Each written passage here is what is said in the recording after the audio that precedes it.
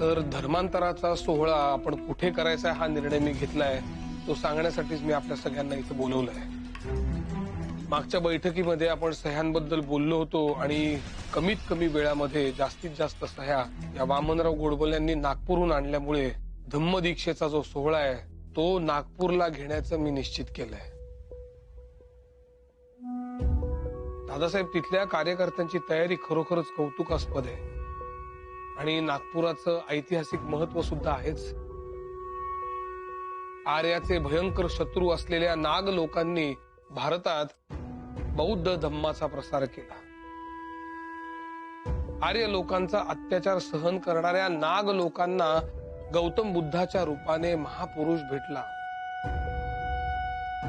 नागाच्या वस्तीमध्ये वाहणारी नाग नदी आहे आणि म्हणून त्या शहरास नागपूर म्हटलेले आहे.